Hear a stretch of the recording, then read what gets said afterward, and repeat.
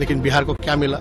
कुछ नहीं मिला। लालू प्रसाद जी का पूरा परिवार सिर्फ और सिर्फ भ्रष्टाचार कर सकता है। आज जब इतने बड़े पैमाने पे नौकरी दे सकता है, जो हम लोगों ने करके दिखाया है, तो पूरे देश भर में 1 करोड़ नौकरी क्यों नहीं दिया जा सकता? चुनावी समय में वादे बड़े बड़े किए जाते हैं। उनका ये प्रण है कि हम लोग 1 करोड़ लोगों को नौकरी जो है भारत सरकार में हम लोग देने का काम करें। ये नहीं बताया कि 1 करोड़ लोगों को रोजगार देने के नाम पर जमीन कितना लेंगे। अब आप देखिएगा, बीच में भी लोगों ने सवाल उठाया था, असंभव है, कहाँ से पैसा लाएगा, अपने बाप के पास से लाएगा। मुख्यमंत्री जी कहा करते थे, बीजेपी जो है 19 लाख का वादा करके गई, लेकिन बिहार को क्या मिला? कुछ नहीं मिला। और उन्हीं मुख्यमंत्री के हाथों जब 17 महीने हम सरकार में आए, तो 5 लाख नियुक्ति पत्र हम लोगों ने बांटा, और तब तक चाचा जी पलट गए। लेकिन 15 अगस्त को ही हमने उन्हीं के मुंह से हमने अनाउंस कराया था कि 10 लाख सरकारी नौकरी और 10 लाख जो है रोजगार की व्यवस्था कराएंगे। तो एक राज्य जब इतने बड़े पैमाने पे नौकरी दे सकता है, जो हम लोगों ने करके दिखाया है, तो पूरे देश भर में 1 करोड़ नौकरी क्यों नहीं दिया जा सकता? 30 लाख जो नौकरियां जो है वो खाली पद हैं, जिसको हम लोग भर सकते हैं। लेकिन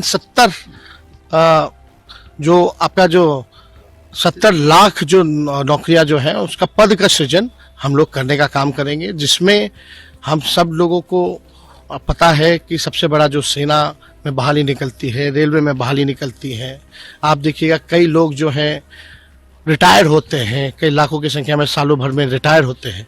लेकिन 8-10 साल से जिस हिसाब से रेलवे और सेना में नौकरी की प्रक्रिया शुरू करनी चाहिए थी, उस हिसाब से नहीं हुआ है। तो हम लोगों ने सारा रिसर्च वगैरह करके हम लोगों ने किया है।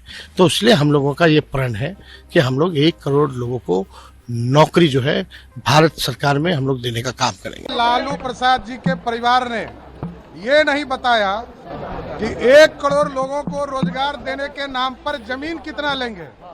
जमीन लेने की तैयारी है।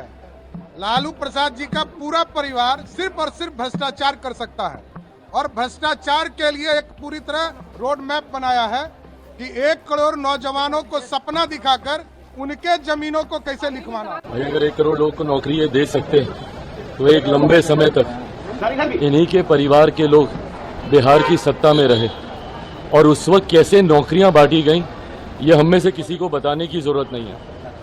चुनावी समय में वादे बड़े बड़े किए जाते हैं, बातें बड़ी बड़ी कही जाती हैं, पर हकीकत जब खुद सत्ता में आते हैं तो उसके बाद पता चलता है, फिर बहाने बनाए जाते हैं, फिर कहा जाता है कि हमने गठबंधन की सरकार नहीं तो अपनी सरकार के लिए कहा था।